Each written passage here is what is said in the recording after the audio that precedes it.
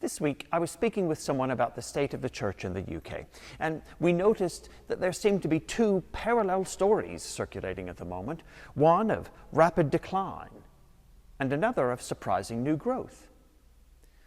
He remarked that he thought the church's successes shouldn't be measured solely by attendance figures or financial stability. In his view, religion has had a profound and lasting influence on where we are as a world. He maintained that many of the Christian values preached and taught have, over time, embedded themselves into the fabric of the culture. For decades, faith-led activists have championed reforms to social systems, advocating for those who are poor or disadvantaged. And while doing so, churches and religious organizations have also been the ones offering tangible support. Food banks, shelters, community kitchens.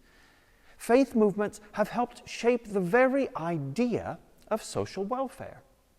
Some would argue that the social revolutions of the 20th century, from civil rights to reforms in education, housing, and healthcare, were at least in part nourished by the Christian proclamation of human dignity. Preachers marched. Pulpits rang with the language of justice, unity, and freedom. Some of those voices have since become well known. Perhaps the proclamation of God's justice and liberation has, over time, helped catalyze some of the major social transformations of recent history. Not without resistance, of course. Religion has often, just as often, been used to obstruct such progress. But one has to wonder whether teachings from Scripture like preaching good news to the poor, freeing the captive, and relieving the oppressed, spoken into their particular moment, have in fact changed hearts. Has the gospel proclaimed to the world actually been heard?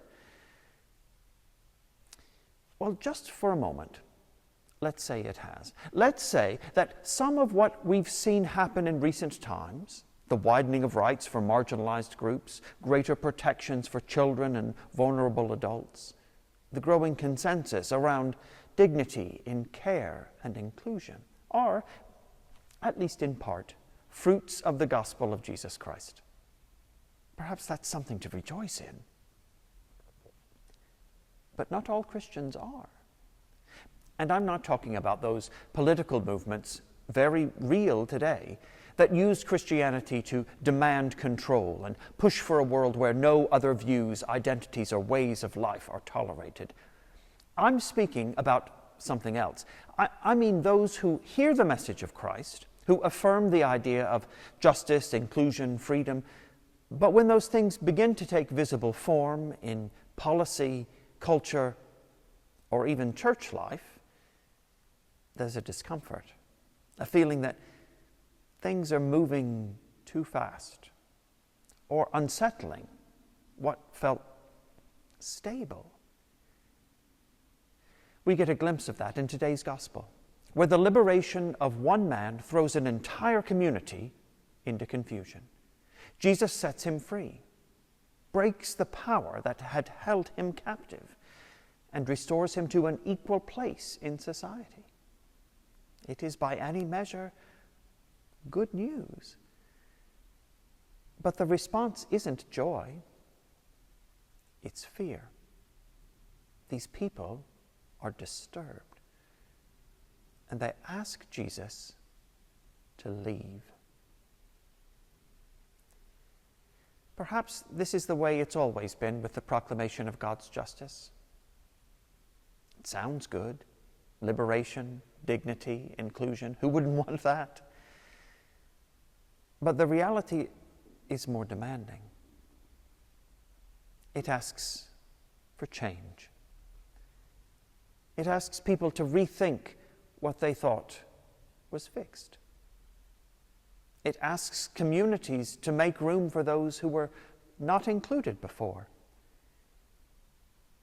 It asks for humility, to recognize that the way things have always been might not have been just.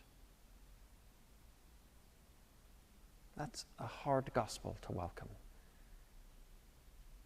even when it sets someone free. So if Christians want to claim some credit for making the world a better place, okay. If we want the church, whether large or small, to be influential, if Christians want to live a faith that means something and changes the world, then we should be prepared. We know what the gospel says. Let's not be surprised when it works.